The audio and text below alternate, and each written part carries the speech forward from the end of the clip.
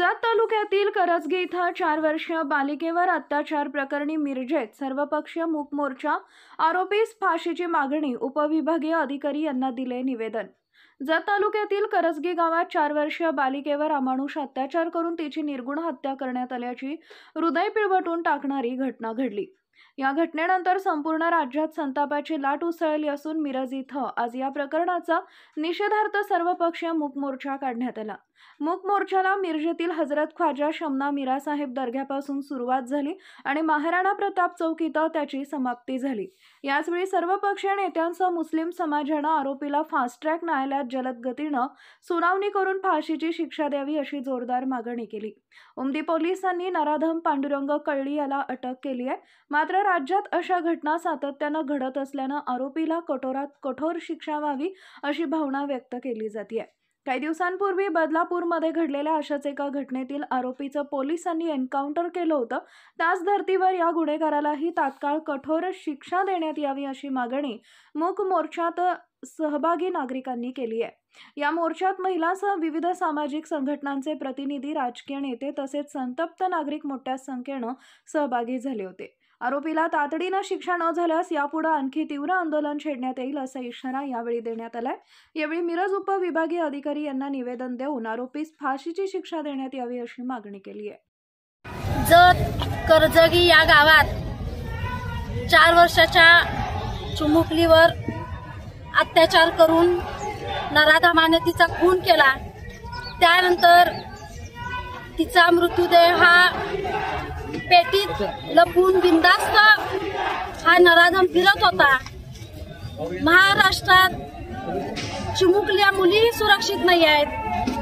गेले वर्षभर या महिलांवर, चिमुकल्यांवर होणाऱ्या अत्याचाराविरोधात सर्वसामान्य जनता न्याय मागत आहे।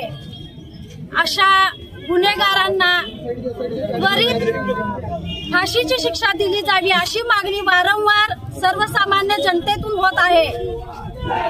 जोपर्यंत अशा गुन्हेगार प्रवृत्तीच्या लोकांना जबर शिक्षा, ताबडतोब शिक्षा होत नाही तोवर असे गुन्हेगार रोखले जाणार नाहीत। गुन्हेगार स्वतः गुन्हा मान्य करतोय, त्यांनी साक्ष स्वतःची दिलेली असताना परत त्याची कसली चौकशी करता असा जाब सर्वसामान्य जनता सरकारला विचारत आहे। आपण त्यांच्या चौकशीत वेळ घालवून गुन्हेगाराला एक प्रकारे आपण त्याच्यातील भय दूर करत आहोत की काय अशी आता आमच्या मनात भीती निर्माण होत आहे। एकीकडे आम्ही मुली वाढवा, मुली वाचवा, मुली शिकवा म्हणत असताना आज आमच्या अतिशय 4 वर्षाच्या मुली सुद्धा सुरक्षित नाही याची खंत आज महिला वर्गांमध्ये होत आहे। या सरकारनं याबद्दल ताबडतोब नवीन कायदा आणावा, अशा आरोपीला जिथल्या तिथे शिक्षा दिली जावी। जोवर अशी शिक्षा मान्य होत नाही तोवर असे गुन्हे थांबणार नाहीत। तर या मायबाप सरकारला आमच्या समस्त सर्व महिला भगिनी आणि जन माणसांकडून विनंती आहे की त्या नराधमाला त्वरित फाशीची शिक्षा द्यावी।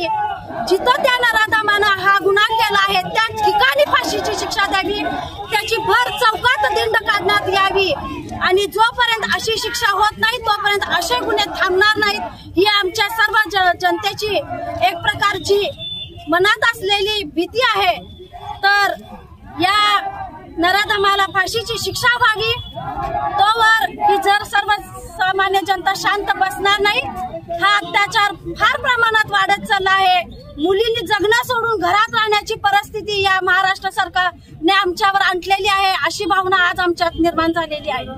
झालेल्या घटनेच्या निषेधार्थ मिरज शहरातल्या सर्व पक्षीय, सर्व जाती, धर्म, सगळ्या संघटना यांनी एकत्र येऊन मिरजेमध्ये एक फार मोठ्या मोर्चाचं आयोजन केलेलं होतं।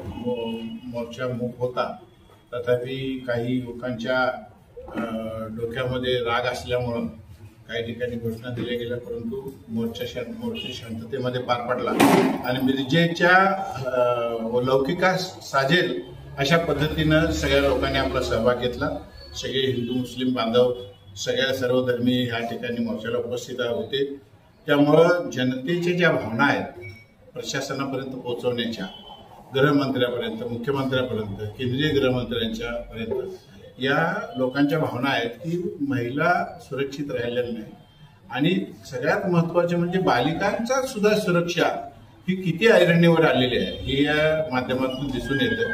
अनेक घटनाक्रम भारतामध्ये घडले, पण ही अनोखी घटना अशी घडली की 45 वर्षाचा नराधम असतो आणि 4 वर्षाच्या मुलीवर बलात्कार करतो, तिचा नरडा दाबून खून करतो. अशा सगळ्या घटना हे मानवतेला काळीमा फासणार आहे. अशा अवस्थेमध्ये सगळ्या लोकांनी जो सहभाग नोंदवला त्याचा म्हणण्याचा उद्देश एकच आहे की प्रशासनानं तातडीनं या न्यायालयीन कार्यवाहीला घडवून आणून हे फास्ट ट्रॅक कोर्टमधनं या नराधमाला फाशी व्हावी ही या ठिकाणी आमची इच्छा होती. आणि मोर्चा चांगल्या पद्धतीनं पार पडल्याबद्दल मिरजकर सर्व नागरिकांचं, सर्व संघटनांचं, सर्व पक्षीय लोकांचं मी आभार मानतो. धन्यवाद.